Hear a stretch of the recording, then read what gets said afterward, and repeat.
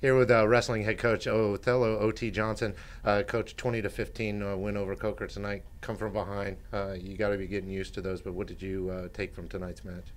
I think again, it's a testament to our upperclassmen, our upper weight, or so you want, as you want to call it, the bottom part of the lineup. Guys did an excellent job.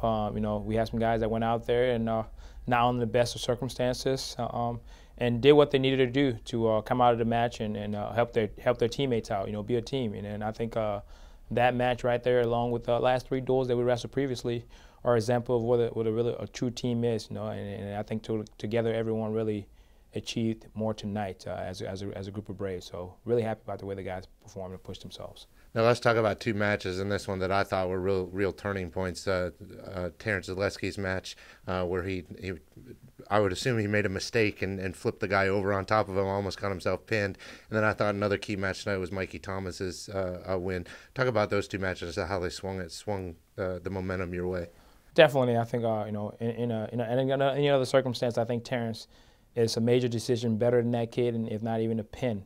Again, there's just a circumstance where he made a wrong decision, a lapse decision, and got caught on his back. But as a veteran, he composed himself, did what he needed to do, didn't rush anything, just slowly but surely just clawed his way back one at a time, and it was huge for him. And I think it was good for him to get in a match that was tough for him. And his last three previous matches were kind of gimmies. He went out there, took care of guys, and it was good to have an opponent that really challenged him and get him back to I don't want to say square one, but getting back to a point where he can go back in the room and fix some things, and we can kind of go back and do some things to put him back in those same situations so he can be able to compete and learn from them. So that was great for him. Mikey Thomas, you can't say enough about Mikey Thomas. The guy continues to buy in and really just believe in us. A young man who has had a different coach all through his freshman year in high school, all the way to his senior season, his freshman year in college. He transferred here last year, and it took a while for us to get him to believe that, hey, we're going to get you there if you buy in and do what you got to do. And he's finally starting to believe and buy in, and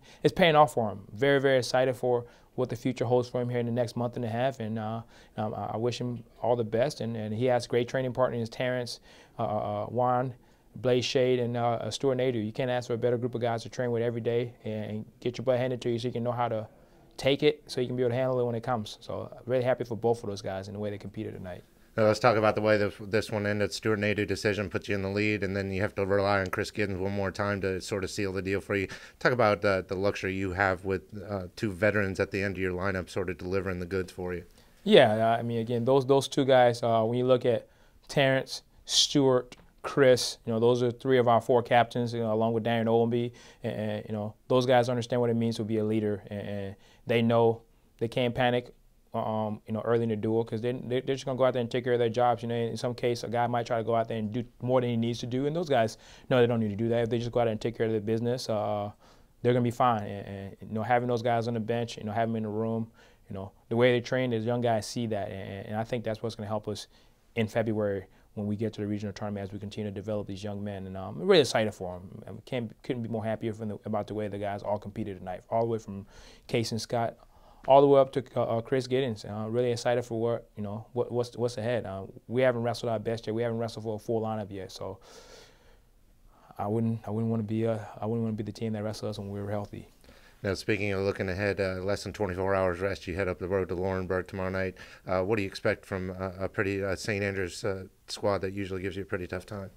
I expect a battle. I expect them to come out there and try to give it to us because we've wrestled tonight, so they're going to assume that we're a little beat up. But with that comes the opportunity that we've wrestled, so we got the rust, so to speak, out of ourselves from Virginia duels.